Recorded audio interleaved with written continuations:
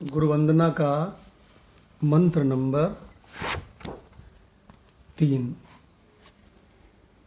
ओम ध्यान मूलम गुरुः मूर्तिः ध्यानमूलं गुरुः मूर्ति पूजा मूलम गुरुर्पदम् पूजामूलं गुरुर्पदम् मंत्र मूलम गुरुर्वाक्यम् मन्त्रमूलं गुरुर्वाक्यम् मोक्ष मूलम गुरुः कृपा। मोक्षमूलं गुरुकृपा। शांति मंत्र का मंत्र नंबर 2। ओम द्योः शांतिः ॐ द्यौः शान्तिः अंतरिक्ष शांतिः अन्तरिक्ष शान्तिः पृथ्वी शांतिः पृथिवीः शान्तिः आपाः शांतिः आपः शान्तिः औषधयः शांतिः औषधयः शान्तिः वनस्पतयः शांतिः वनस्पतयः शान्तिः विश्वे देवाः शांतिः विश्वे देवाः शान्तिः ब्रह्म शांतिः ब्रह्म शान्तिः सर्व शांतिः सर्व शान्तिः शांतिरेव शांतिः शान्तिरेव शान्तिः सामा शांतिरेधि सामा शान्तिरेधि ओम शांतिः शांतिः शांतिः। ॐ शान्तिः शान्तिः शान्तिः। ओम गीता तत्वालोक ग्रंथ हम लोगों का चल रहा है भगवान, जो कि श्रीमद् भगवत गीता की तात्विक दृष्टि से व्याख्या है परम पूज्य ब्रह्मनिष्ठ महात्मा उड़िया बाबा जी के द्वारा, जो कि स्वामी अखंडानंद जी के गुरु थे और स्वामी अखंडानंद जी बिरला परिवार के गुरु थे। और बिरला जी की ही कृपा से स्वामी अखंडानंद जी का सारा ब्रह्म ज्ञान पुस्तकों के फॉर्म में लिख करके और हम लोगों के पास क्या पूरे विश्व में सबके पास मौजूद है।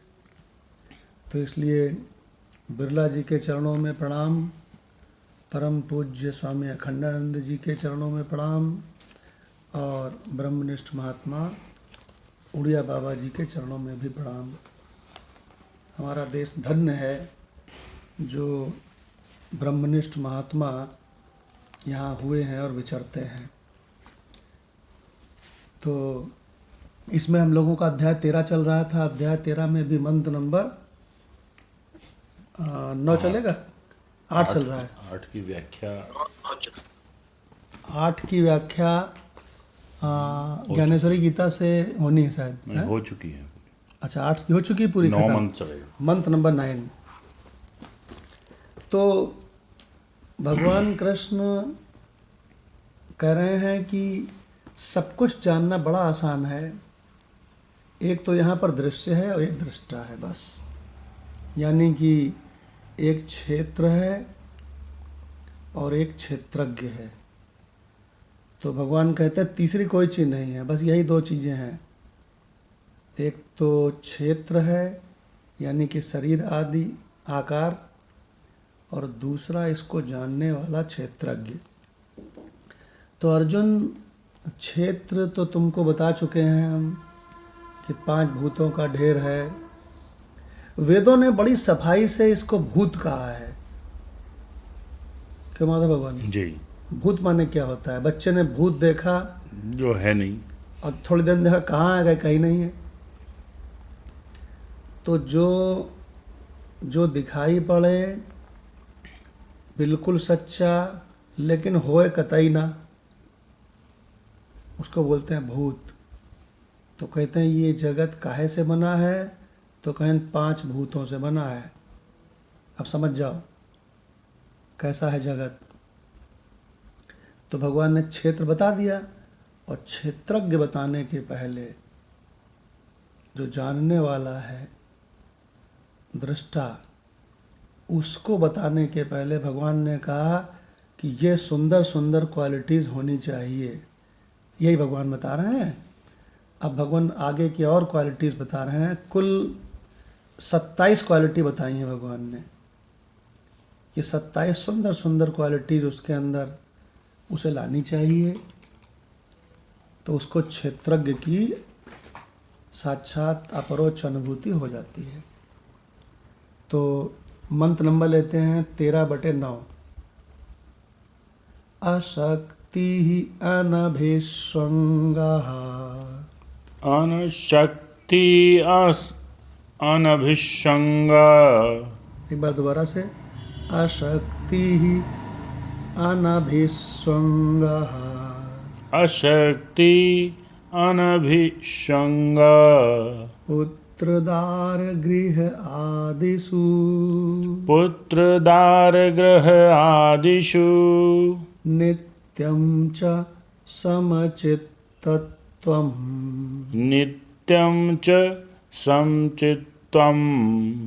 इष्ट अनिष्ट उपपत्तिषु। इष्ट अनिष्ट उपपत्तिषु। अर्थ ज्ञान ज्ञान के साधनों में आसक्ति के अभाव का और चित्त की समता का कथन तथा पुत्रदार गृह आदिषु, पुत्र, स्त्री, घर और धन आदि में अशक्ति और अनभिसंग अर्थात आसक्ति का अभाव और ममता का न होना। च इष्ट अनिष्ट उपपत्तिषु अर्थात प्रिय और अप्रिय की प्राप्ति में नित्यम समाचित्तम अर्थात सदा ही चित्त का सम रहना। अर्थात जो साधक के जो संपत्तियां हैं, समता की बात की है यहाँ पे। कितनी भी विपरीत परिस्थिति हो या अनुकूल परिस्थिति हो, आपका चित्त जो है समता में रहना चाहिए। हाँ, तो मुख्य रूप से 2 बातें यहाँ बताई हैं। नंबर 1, पुत्र, स्त्री, घर और धन, इनमें आसक्ति का अभाव होना चाहिए, और इनमें ममता का भी अभाव होना चाहिए। ममता का ना होना मतलब होता है अनभिस्वंगः। अनभिस्वंगः नया शब्द है, तो जिसके पास भी ये गीता का पदच्छेद वाली किताब है तो इसको हाईलाइट कर ले। अनभिस्वंगः है ना, ममता का न होना। क्योंकि पूरा संसार अज्ञानी समुदाय पुत्र में, स्त्री में, घर में, धन आदि में बहुत आसक्त है और बहुत ममता है। लेकिन जब भगवत गीता पढ़ा, वेदांत पढ़ा, तो जिनकी सब लोग पूजा कर रहे हैं वो भगवान खुद ही बता रहे हैं कि ये सारी सृष्टि मेरा ही विलास है, और मैं तुमको बता रहा हूँ कि ये सृष्टि सच्ची नहीं है। बोले महाराज सच्ची लगती है, दिखाई पड़ती है। तो बोले कि दिखाई पड़ता है और सच्चा लगता तो सपना भी है। तो दिखाई पड़ने का मतलब ये नहीं होता है कि कोई चीज़ सचमुच में है, और सच्चा लगने का मतलब भी नहीं होता है कि वो सचमुच में है। तो जब ये जान जाओगे तो फिर पुत्र, स्त्री, घर, धन आदि में तो क्या, अपने शरीर को भी पता लग जाएगा कि ये भी झूठा है, सपने का शरीर है, ये सपने की दुनिया है। जब ऐसा हो जाएगा तो फिर इष्ट या अनिष्ट, प्रिय की प्राप्ति होए चाहे अप्रिय की प्राप्ति होए, चाहे राज्य मिले चाहे जेल मिले, जब झूठा ही है, क्या मतलब भगवान? बिल्कुल, क्या फर्क पड़ता तो क्या फर्क पड़ गया भाई? जब प्रतीत हो रहा है तो चाहे राजा की पदवी होए, चाहे भिखारी की पदवी होए, चाहे जेल होए, चाहे जीवन हो चाहे मरण हो, सारी समस्या ही मिटा दी भगवान ने। वो कहते हैं फिल्म में कैसा भी रोल करना पड़े तो क्या दिक्कत है। हाँ, क्या दिक्कत है, तो झूठा ही। सदा ही चित्त का सम रहना, नित्यम माने हमेशा, समचित्तत्वम चित्त का सम रहना। देखो भाई, उसी का चित्त हमेशा यहाँ सम रह ही सकता है जिसने ये जान लिया है 2/16 का रहस्य कि न असतो विद्यते भावो। ये जो असत जगत है इसका एग्जिस्टेंस नहीं है, ये सचमुच में नहीं है, ये केवल प्रतीति मात्र है। और एक बताएं बढ़िया बात, इसमें ना अनुकूल परिस्थिति टिकी रहने वाली है और ना ही प्रतिकूल परिस्थिति टिकी रहने वाली है। कितनी बढ़िया बात है। जैसे ही बहुत प्रिय परिस्थिति आवे, आते ही तुरंत जाना शुरू हो जाती है, अब कुछ समय बाद चली जाती है। और जो प्रतिकूल परिस्थिति है वो भी हमेशा नहीं रहेगी। वो गाना नहीं सुना है, आने वाला पल जाने वाला है, लो चला गया। कितना बढ़िया बात है। इसमें दोनों ध्यान होना चाहिए। जो अच्छी परिस्थिति है वो भी जाने वाली है, वो भी जा रही है, और बुरी परिस्थिति वो भी जा रही है। मतलब जा दोनों रही है। हाँ, कहने का मतलब ये है कि जो सरक रहा है वो संसार है। उसको कहते हैं संसार। अब प्रॉब्लम क्या है अज्ञानी की, वो चाहता है ये जो सरकने वाली चीज है इसको हम रोक लें। अनुकूल को रोक लें और प्रतिकूल आवे ना। हाँ, वेदों में मंत्र है संसरति इति संसारः। संसरति, जो सरकने वाला है, जो लगातार सरकता चला जा रहा है, उसको संसार कहते हैं। हम लोग चाहते हैं हमारे शरीर की जवानी बनी रहे, बड़ी कोशिश करते हैं भगवान। आज तक किसी की बनी रही माधव भगवान? किसी की नहीं बनी रही। ना अमिताभ बनी। बच्चन की बनी रही हैं? उसकी परिस्थिति देखो तो किसी को ऐसी परिस्थिति नहीं आई जितनी परिस्थिति तकड़ी उन्होंने देखी है। हेमा मालिनी की बनी रही? किसी की नहीं बनी रही। किसी की नहीं बनी रही, ना बनी रह सकती है। अब ये ब्यूटी पार्लर वाले बहुत पैसा कमा रहे हैं, चूंकि अज्ञानी लोग जानते नहीं है इसका रहस्य। तो भगवान ये झूठा है, ना असतो विद्युते भावो। और जब ये जगत ही झूठा है तो जगत के सारे सुख दुख ममता आसक्ति, इनमें भगवान कहाँ परेशानी है कोई। कितनी बढ़िया बात है। तो अब डॉक्टर भगवान से रिक्वेस्ट है कि गीता तत्वलोक सुना जाए इसका 13/9। जी प्रणाम। जी प्रणाम। इसका भावार्थ किया उड़िया बाबा जी ने। पुत्र, स्त्री और गृह आदि में आसक्ति एवं ममता ना होना तथा इष्ट या अनिष्ट प्राप्त होने पर सर्वदा समचित रहना, ये 2 क्वालिफिकेशन इसमें बता दी। जैसे 27 में से बताते जा रहे हैं, हर श्लोक में किसी में 5 किसी में 4, इसमें 2 बता दी। अब व्याख्या करते हैं।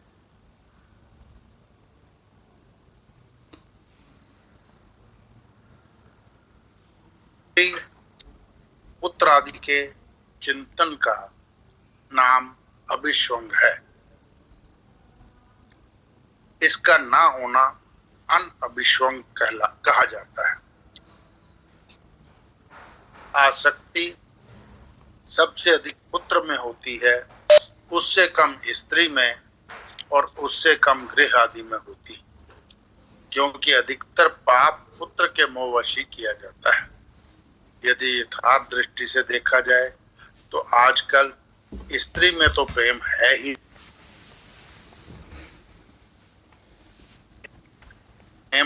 नहीं। जो प्रेम प्रतीत होता है वह केवल स्वार्थ है। यदि सच्चा प्रेम हो तो स्त्री के मरते ही दूसरे विवाह की उत्सुकता नहीं होनी चाहिए। यहाँ आसक्ति और अभिष्वंग की दो की चर्चा है। इनमें आसक्ति होने पर भी गृह त्याग किया जा सकता है, क्योंकि घर छूटने पर आसक्ति तो छूट सकती है, परंतु स्त्री पुत्र आदि का चिंतन छूटना कठिन है। तब भी ये चिंतन चलता रहता है कि मैं इतनी धन संपत्ति छोड़कर आया, ऐसे प्रतिष्ठित परिवार का, ऐसा विद्वान इत्यादि, वही अभिष्वंग है, इसे भी त्यागना चाहिए। सदा समुचित होना, अत्यंत कष्ट पड़ने या महान सुख की प्राप्ति होने पर प्रबल शत्रु का आक्रमण होने या दिग्विजयी होने पर, पुष्प आदि द्वारा पूजित होने या जूते लगने पर जिसका चित्त विक्षेप शून्य रहे, राग द्वेष की वृत्ति ना हो तथा प्रसन्न या क्रोध ना हो, वह समुचित है। सहज अवस्था में तो सभी समुचित रहते हैं, किंतु अनुकूल या प्रतिकूल परिस्थिति आने पर विषमता आ जाती है, अतः सहनशीलता की बहुत आवश्यकता है। जी बोल। डॉक्टर भगवान ने क्या सुंदर सुंदर रहस्य बताए कि भैया जो जब सहज परिस्थिति होती है तो सभी समचित्त रहते हैं, जब विपरीत परिस्थिति आवे, क्यों भाई माधव भगवान उसमें रहे तो बात है। हाँ, ये माधव भगवान ने भी कल परसों के सत्संग में भी रिपीट किया था कि जब विपरीत परिस्थिति आवे तब जो सहज रहे। भगवान बड़ा अजीबोगरीब हाल है संसार में कि कुछ खा लिया अपवित्र हो गए, किसी ने जरा सा छू लिया तो कहीं अपवित्र हो गए। भगवान बिल्कुल धर्म को नहीं जानते हैं। धर्म का मतलब होता है आत्मवस्तु। भगवान कुछ खाने से और शरीर के कुछ खाने से और शरीर के किसी के छू जाने से हैं क्या अपना आत्मस्वरूप अपवित्र हो जाता है? बताओ माधव भगवान। कोई मतलब नहीं भगवान उसका, वो तो असंग वस्तु है, इंद्रियातीत वस्तु है। विवेकानंद जी से अमेरिका में पूछा गया कि धर्म क्या है, तो उन्होंने कहा जो इंद्रियातीत वस्तु है आत्मा, उसकी अपरोक्ष यानी कि साक्षात अनुभूति ही धर्म है।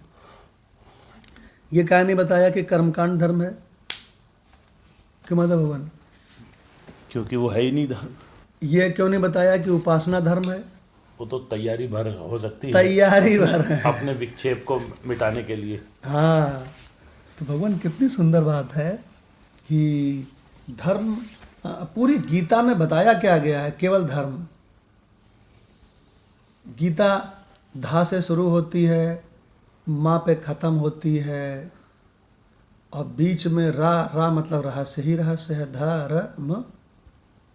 देखो भगवान, तो ये बड़ा सरल सी बात हो गई कि स्त्री पुत्रादि का चिंतन करते रहना, इसको बोलते हैं अभिस्वंग, और स्त्री पुत्रादि का चिंतन न करना, इसको कहते हैं अनभिस्वंग। कितना सरल है, बहुत बढ़िया है ना?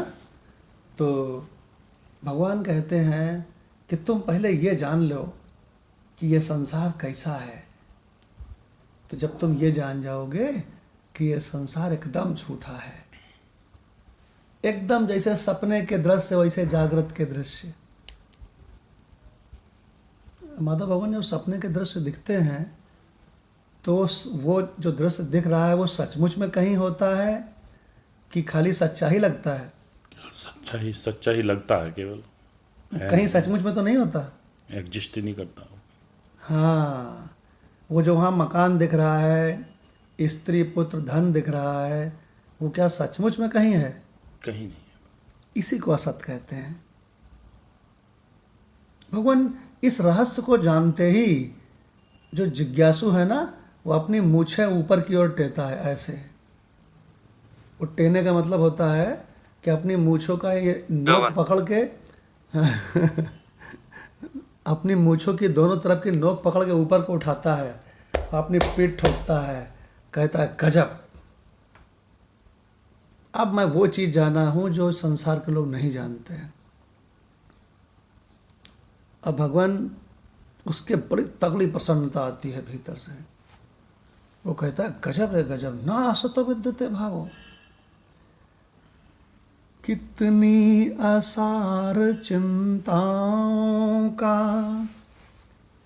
नित राग द्वेषमय भावों का अति दुखद भार ढोते ढोते देखो कितने दिन बीत गए। यदि ज्ञान कर्म के साथ न हो, सतगुरु सत्य शास्त्र का सिर पे हाथ न हो, तब तो फिर रट कर बने रहो तोते। देखो कितने दिन बीत गए। कल रुपेश भगवान ने क्या बढ़िया लिखा कि बड़े बड़े पूजा करने वाले, बड़े बड़े क्या बोलते हैं तपस्वी, बड़े बड़े बलवान रावण जैसे ईश्वर को प्रसन्न कर लिया। भाई शंकर भगवान आ गए सामने, अब उनसे वरदान मांग रहे हैं भगवान जो चाहे सो, लेकिन वो सब का सब बेकार चला जाता है। क्यों बेकार चला जाता है? असत है भगवान, सब झूठा है। और माधव भगवान तो डंके की चोट पे कहते हैं चतुराई चूल्हे परी, पूर्व पर्यो आचार, हरि पहचाने बिना चारों वर्ण चमार। बिल्कुल भगवान सही। हमारे जाति के आधार पर वेदों ने ब्राह्मण और चमार नहीं कहा है। क्यों भगवान? ज्ञान के आधार पर कहा है। देखिए, कहने लगे कि जन्म से चारों के चारों वर्ण, जन्म से सब चमार हैं। चमार माने कोई जाति नहीं, निम्न श्रेणी के, है ना। और ब्रह्म जानाति ब्राह्मणा है। भगवान वेद जाति प्रथा को विध्वंस करता है। जाति प्रथा वाले लोग बड़े ही भगवान घटिया होते हैं, जाति प्रथा के पीछे पड़े हैं। अरे भगवान देखो तो सही कि ब्राह्मण क्षत्रिय वैश्य शूद्र क्यों बनाए हैं। भगवान कृष्ण गीता में कहते हैं चातुर्वर्णम मया सृष्टम, चार वर्णों की रचना मैंने धर्म के आधार पे की है। बार बार अवतार लेता हूँ, इसको पुष्ट करता हूँ। गुण कर्म विभागशाह क्यों की है? क्योंकि चारों भाई हैं। एक ज्ञान बता करके मुक्त करे ब्राह्मण, एक अपने बल से सीमाओं की रक्षा करे घर की क्षत्रिय, एक व्यापार करे, घर में पैसा आवे, धन आवे, और सबसे छोटा भाई थोड़ा सफाई का ध्यान रखे भाई सब जगह। तो चारों मिला करके एक परिवार हो गया कि नहीं? बिल्कुल। लेकिन भगवान यहाँ तो ऐंचातानी है, एक दूसरे से विरोध करते हैं। देखो भगवान, और जो वेदों का राज समझ जाता है वो कहता है जन्म से सब शूद्र हैं और ब्रह्म जानाति ब्राह्मणा है। क्या बढ़िया विश्लेषण है भगवान। बहुत बढ़िया। तो भगवान, और अपने इस शरीर में भी तो चारों हैं। इस शरीर में भी चारों हैं। ऊपर ब्राह्मण है, हाँ, बीच में यहाँ भुजाओं में क्षत्रिय है, हाँ, यहाँ वैश्य है, नीचे शूद्र, पेट में वैश्य है, नीचे शूद्र है, और नीचे शूद्र है। अब करो अपने से ही विरोध। हाँ, और अपने शरीर में है, देखो उससे विरोध नहीं करता है। क्यों भाई? बिल्कुल। क्योंकि इतना तो ज्ञान है ज्ञानियों को भी पूरा नहीं है। तो भगवान डॉक्टर भगवान ने बहुत सुंदर सुंदर रहस्य पढ़े। तो पुत्रधार गृहादेशों में आसक्त होने के लिए इसके द्विवेदी नहीं कहते हैं, स्वयं भगवान पर ब्रह्म कृष्ण कहते हैं। कहते हैं झूठा है ना। वो हम एक गीत सुनाते हैं ना आपको परदेसियों से ना अखियां मिलाना। क्यों? इनसे क्यों आसक्ति न रखें? परदेसियों को है एक दिन जाना, परदेसियों से ना अखियां मिलाना। मतलब झूठ से आंखें क्यों मिलाना? हाँ, झूठ से जो है ही नहीं, हाँ, उससे आसक्ति मत करो। उससे क्यों आंखें मिलाना? हाँ, यही मतलब हुआ इसका। हाँ, और आगे और कहता है, बड़ा बढ़िया गीत है। मैंने यही गलती, मैंने यही हर जन्म किया था, इस झूठे से प्यार किया था। इसका परिणाम क्या हुआ? आज यहाँ है, कल का नहीं है ठिकाना, परदेसियों से ना आसक्ति बढ़ाना। क्या बढ़िया गाना है भाई।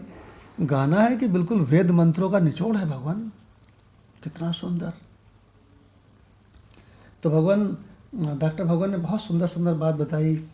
स्त्री पुत्रादि के चिंतन में ही जीवन नाश करना यह भी स्वंग है, और ऐसा चिंतन न होना अनभ्यस्वंग है। आप उनको पैसा लाओ, उनकी मदद करो, उनकी रात दिन सेवा करो, सब ठीक है, लेकिन उनसे आसक्ति मत रखो। जो जैसा है उसको वैसा जानना ही तो ज्ञान है। बिल्कुल। तो अब कंचन भगवान से रिक्वेस्ट है कि 13/9 गीता रस रत्नाकर से। जी भगवान, प्रणाम भगवान। जी प्रणाम। आसक्ति है पुत्र दार गृह आदेशु आसक्ति है। पुत्र के साथ, स्त्री के साथ, गृह आदि के साथ आसक्ति ना हो, और साथ ही साथ अभिष्वंग है, पक्षपात भी ना हो। ना उसके साथ आसक्ति हो, ना उनके साथ पक्षपात हो। पक्षपात अभिष्वंगो नाम आसक्ति विशेष एव अनन्यातम भाव लक्षण। ये सुखी हैं तो हम सुखी हैं, ये दुखी हैं तो हम दुखी हैं। अरे हाय हाय, मैं तो मर गया। कैसे मर गया भाई? अभी तो बोल रहे हो, तुम कैसे मर गए? कि हमारा मित्र मर गया तो मैं मर गया। देखो प्रारब्ध कहाँ रहता है, इस पर भी आपने कभी ध्यान दिया होगा। प्रारब्ध अपने ही अंतःकरण में और अपने ही शरीर में रहता है। जैसे कोई मरता है ना, तो अपने प्रारब्ध से मरता है, और हम रोते हैं तो अपने प्रारब्ध से रोते हैं। हमारे प्रारब्ध से वह मरता नहीं है, मरा वह अलग अपने प्रारब्ध से, और रोए हम अलग अपने अंतःकरण में। जहाँ अनुकूल प्रतिकूल भाव हो गया है, प्रतिकूल भाव होने से रोए हम। अंतःकरण हमारे प्रारब्ध से युक्त है, लेकिन महाराज लोग बोलते हैं कि अपना प्रारब्ध अपने शरीर में काम करेगा, दूसरे के शरीर में काम नहीं करेगा।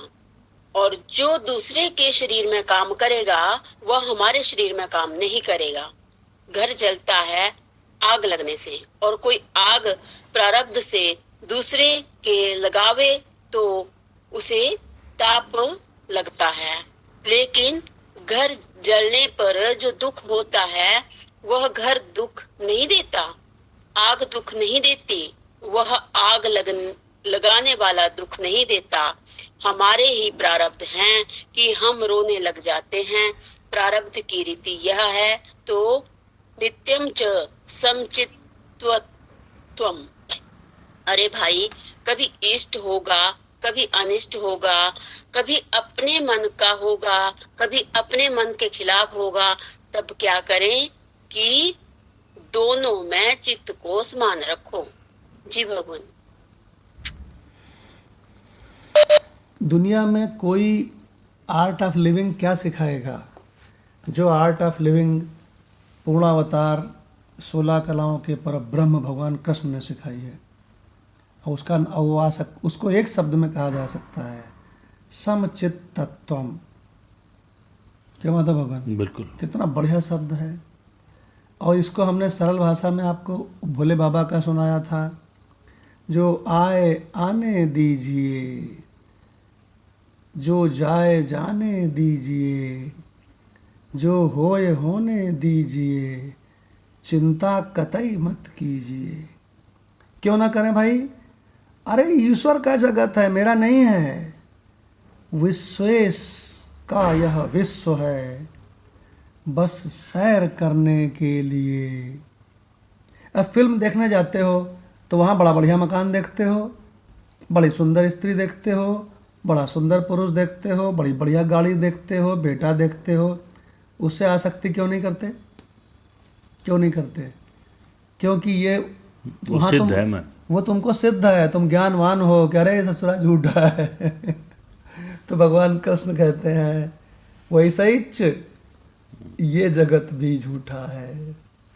यहाँ भी तुम फिल्म ही देख रहे हो। देखो भगवान, तो भगवान कितना सुंदर है। विश्वेश का यह विश्व है, इंजॉय करने के लिए, नहीं राग चिंता द्वेष ईर्ष्या बैर करने के लिए।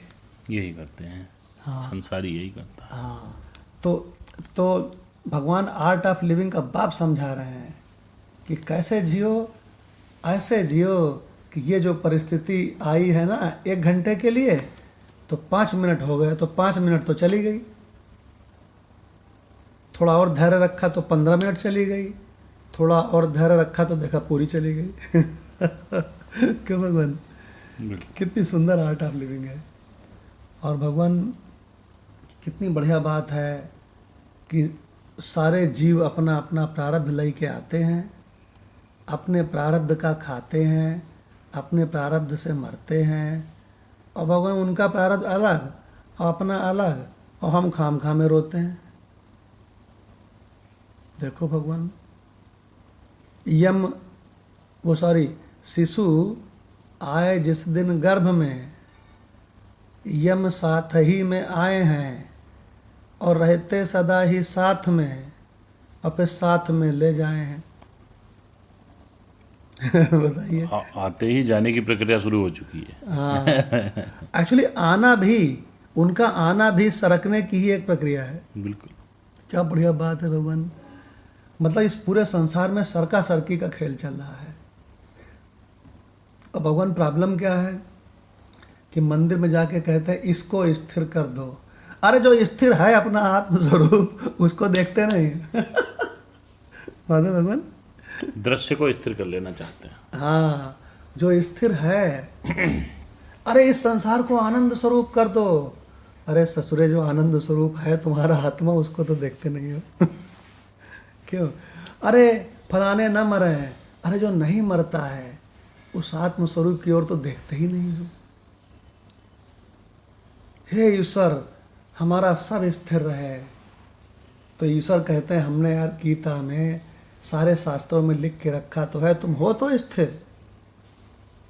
देखो भगवान क्या तो बढ़िया आपने संदेश दिया था जन्माष्टमी का कल, तो उसमें यही तो आया कि भाई उनके जीवन से हमने क्या सीखा।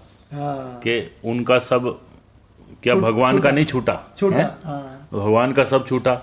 और लास्ट में तो उन्होंने ऐसा किया कि अपने पूरे परिवार को ही किसी से श्राप दिलवा के पूरे परिवार को छिन्न भिन्न करके मरवा दिया। हाँ, क्योंकि ऐसी परिस्थिति उनको अच्छी लगी कि भाई ये चीज़ बेटर है। तो उनके जीवन से हमें यही सीखना चाहिए कि भाई उनके जीवनों में क्या परिस्थितियां नहीं आई। क्या राम के और भगवान कृष्ण के जीवन में जो परिस्थितियां आई हैं उसका तो हमें पॉइंटों वाला भाग भी झेलने को नहीं मिल रहा। हाँ। और तो दूसरी और फिर भी उनकी मुस्कान नहीं जा रही है। हाँ, क्यों मुस्कान नहीं जा रही है? समझ जाओ, आत्मज्ञान की वजह से। हाँ, तो ये भगवान कितनी बढ़िया बात है। अगर ये हम उतार पाए जीवन में हाँ। तो सत्संग का लाभ है। तो सत्संग का लाभ है। भगवान बाद में भगवान कृष्ण ने बहेलिये के माध्यम से अपने उस 5.5 फुट शरीर को भी छोड़ दिया, उसको भी छोड़ दिया। देखो क्या बढ़िया बात है। और भगवान, अगर भगवान को कुछ अच्छा नहीं लगता है तो अधर्म, तो उनके जो यदुवंश में जो उनके रिश्ते नातेदार थे, वो बड़े उन्मत्त रहते थे। मालूम क्या कहते थे? कन्हैया है ना, कुछ गड़बड़ होगा संभाल लेगा। अब करो। और भगवान अधर्म करने लगे।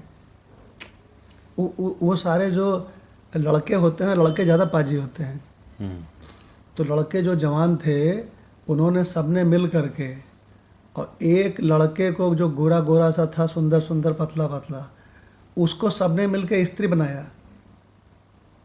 उसको साड़ी पहनाई, उसको बिंदी लगाई, उसको बिल्कुल स्त्री के उसमें बनाया। सबने चेक किया, बोले अब बिल्कुल लग रहा है, अब ये बिल्कुल स्त्री लग रहा है। तो कहेंगे ठीक है, अब इसके पेट में एक छोटा मूसल बांधो और कपड़ा बांधो, और जिससे कि ये गर्भवती लगे। तो उस लड़के को उन्होंने स्त्री भी बनाया, गर्भवती भी बनाया। और बनाने के बाद वो सारे लड़के उस स्त्री को ले करके एक महात्मा के पास गए, और महात्मा के पास जाके महात्मा का मजाक उड़ाने के लिए। अब महात्मा के पास जाके सारे लड़के क्या कहते हैं? आप तो अंतर्यामी हैं प्रभु, आप कृपा करके ये बताइए कि इस स्त्री के लड़का होगा कि लड़की? तो महात्मा वास्तव में अंतर्यामी थे। तो उन्होंने कहा तुम कैसी बात करते हो, ये तो पुरुष है, ये तो लड़का है, ये स्त्री है ही नहीं, इसके कैसे ऐसे होगा? तो कहें तो सब लड़के मिल के कहते हैं, लड़केबाजी होते हैं। लड़के मिल के उनके आश्रम की सब चीज़ें उजाड़ने लगे, उनको छेड़ने लगे, और कहने लगे पाखंडी, ये स्त्री है, अब केवल इतना बताओ कि लड़का होगा कि लड़की होगी, ज़्यादा ना बताओ। अच्छा। भगवान बहुत टार्चर किया महात्माओं को, और भगवान कृष्ण को ये बात पता चली। तो भगवान कृष्ण अधर्म के दुश्मन, भगवान कृष्ण ने कहा ये मेरे यदुवंश ये सब पगला गए हैं, अधर्म कर रहे हैं। भगवान रिश्ता नाता नहीं देखते हैं भगवान रिश्ता नाता नहीं देखते हैं, धर्म और अधर्म देखते हैं। भगवान ने ऐसी लीला करी कि मेरे सारे रिश्ते नातेदार सब मारे जाएं।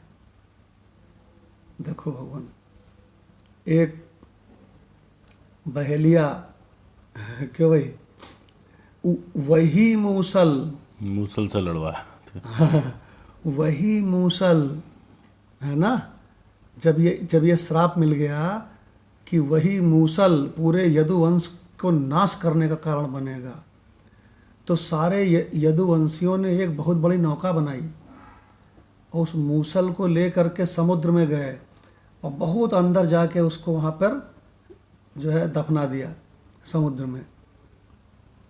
और भगवान, वो तो भगवान का संकल्प ही तो ये संसार है।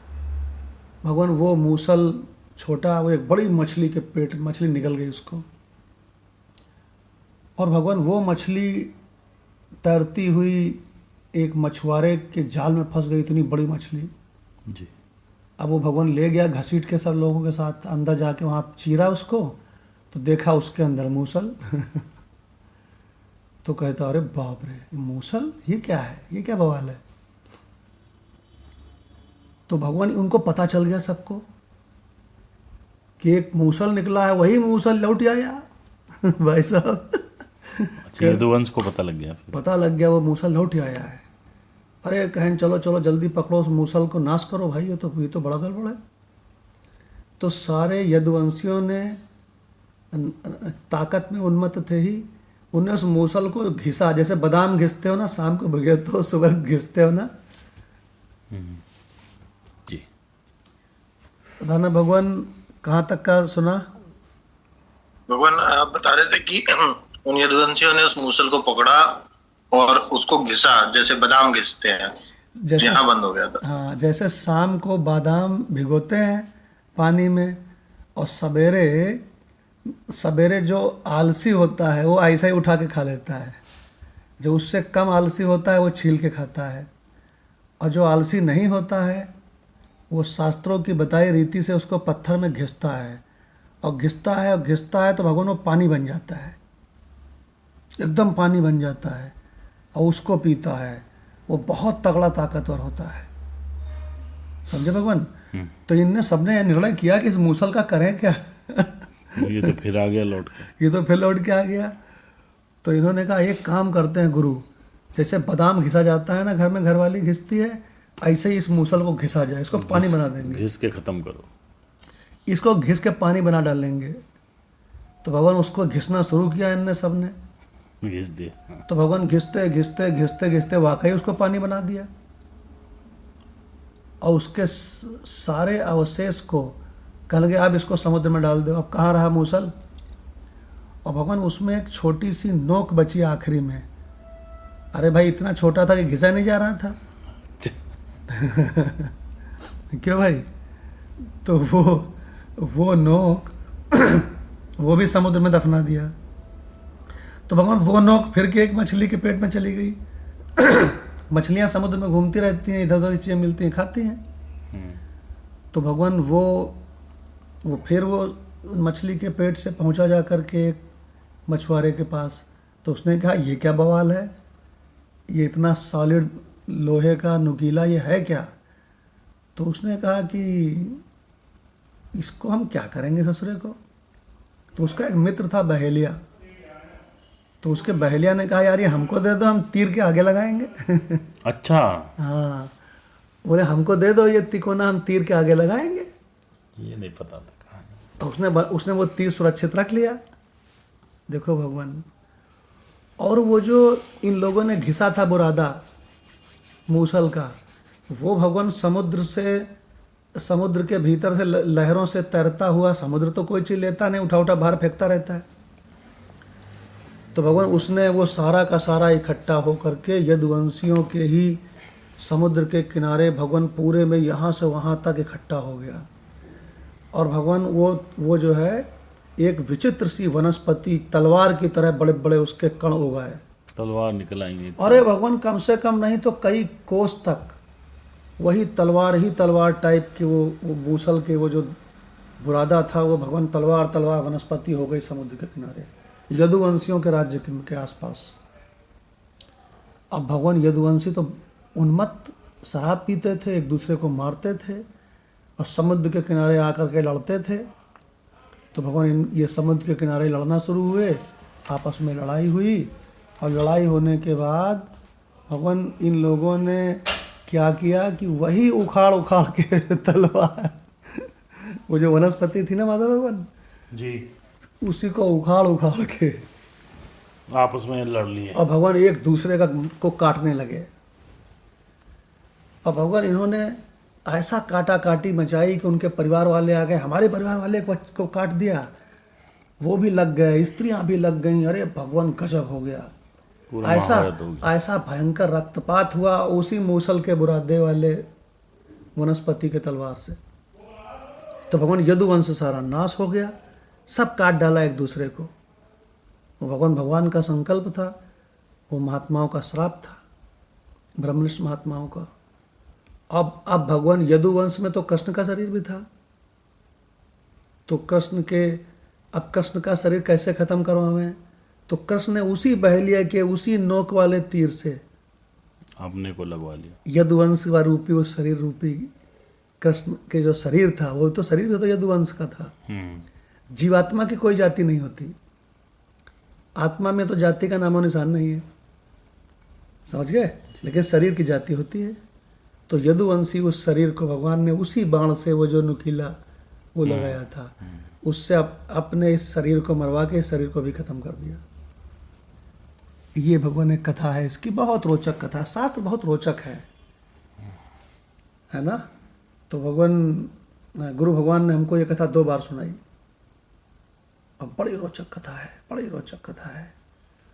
तो भगवान मौके की बात है, तो अब ये ज्ञानेश्वरी गीता चलेगी। और ज्ञानेश्वरी गीता मदन लाल भगवान से रिक्वेस्ट है कि जी प्रणाम भगवान। जी प्रणाम भगवान। जो व्यक्ति अपने इस देह की ओर से ठीक वैसे ही उदासीन रहता है जैसे यात्री उस विश्राम गृह से उदासीन रहता है, जिसमें वह जाकर कुछ दिन के लिए निवास तो करता है और यात्रा करते समय मार्ग में पड़ने वाले वृक्ष की छाया के साथ व्यक्ति की जितनी ममता होती है उतनी ही ममता जिसे इस घर अथवा अपने शरीर के विषय में नहीं होती। जिसे स्त्री का उसी प्रकार लोभ नहीं होता जिस प्रकार किसी व्यक्ति को सदा अपने साथ रहने वाली छाया का लोभ नहीं होता। अरे गजब। और कभी उसका स्मरण भी नहीं होता।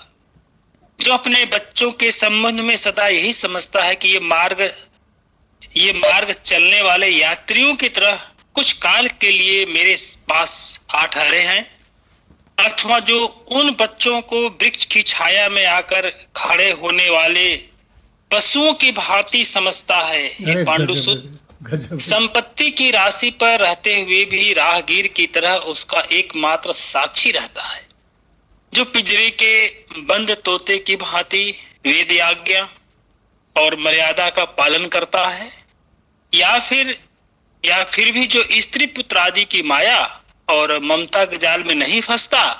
उसी के संबंध में यह जान लेना चाहिए कि वह ज्ञान का पालन करने वाला है।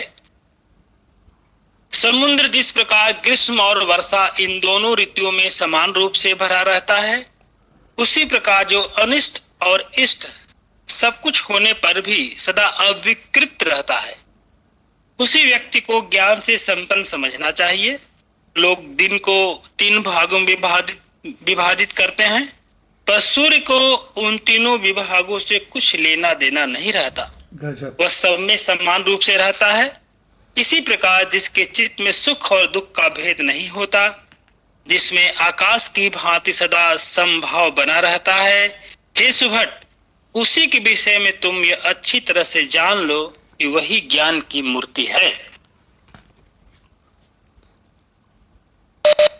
बहुत ही गजब का वर्णन किया भाई कि हमारे बच्चे कब तक हमारे साथ रहेंगे, तो कहने लगे कि कुछ समय तक। छाया के जैसे। हाँ, ये जो ऐसा सोचता है मेरे बच्चे हमेशा मेरे साथ रहेंगे, क्यों मदनलाल भगवान, हम लोग अपने माँ बाप के फिर साथ। आवाज कट रही है। हाँ, जी भगवान।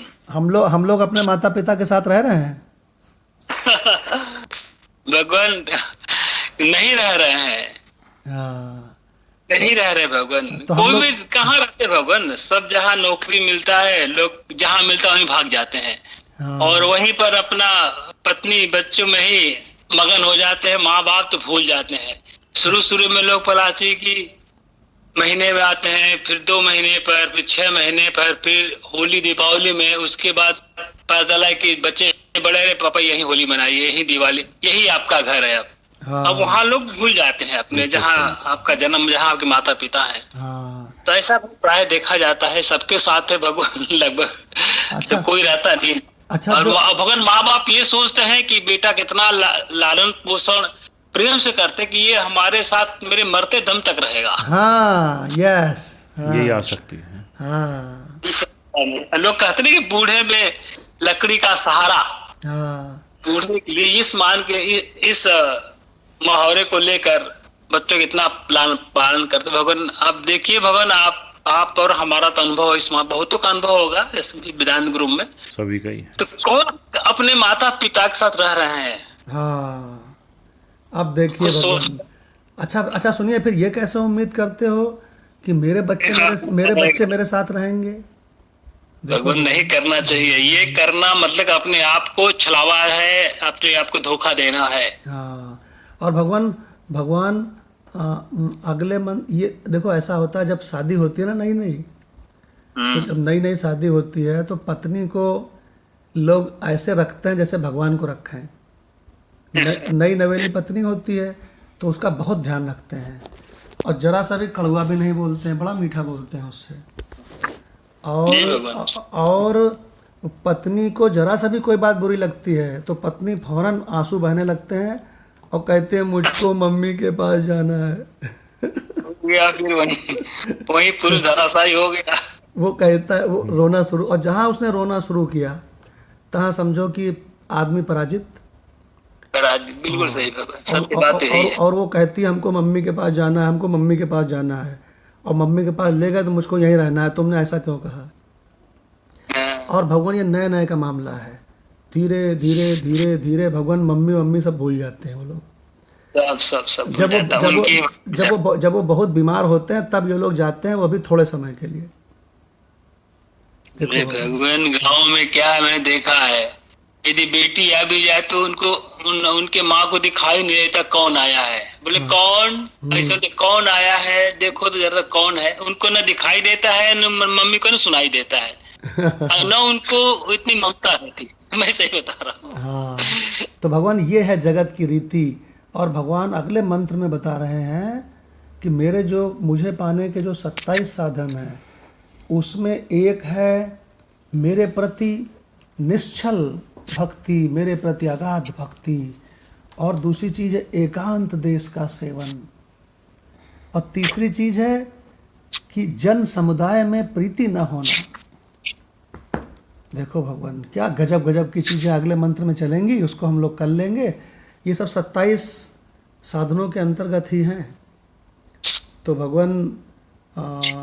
भगवान बताते चले जा रहे हैं कि ये सुंदर सुंदर चीज़ें अपने अंदर लाओ और आत्मस्वरूप को अनुभव करो।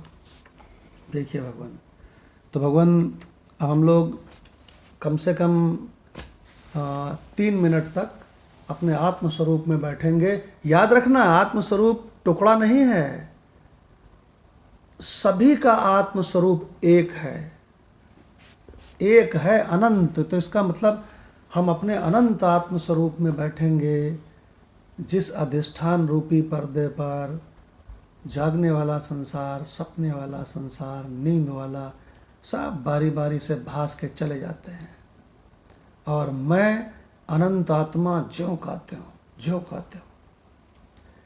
3 मिनट के लिए अपने हम अनंत आत्मा में बैठेंगे भगवान, 3 मिनट के लिए।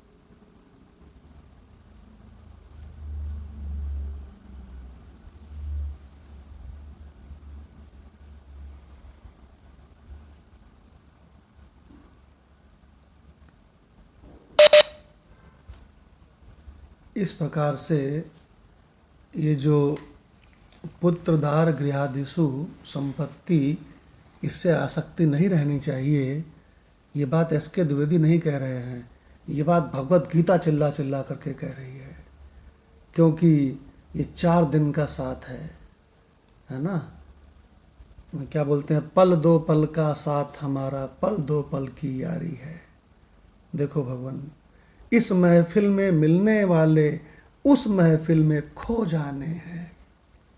देखो भगवान, तो भगवत गीता हमें संपूर्ण रहस्य बता करके हमारे अमृत स्वरूप, हमारे आनंद स्वरूप, हमारे शांत स्वरूप का हमें परिचय कराती है और ये बताती है कि ब्रह्म सत्यम जगत मिथ्या, जीवो ब्रह्म एव, जीव ब्रह्म ही है, ना परः, कोई दूसरी वस्तु नहीं है। ओम शांति शांति शांति। प्रणाम भगवान। प्रणाम भगवान। ओम भगवान। प्रणाम भगवान। प्रणाम भगवान। प्रणाम भगवान। प्रणाम भगवान। प्रणाम मंगल भगवान।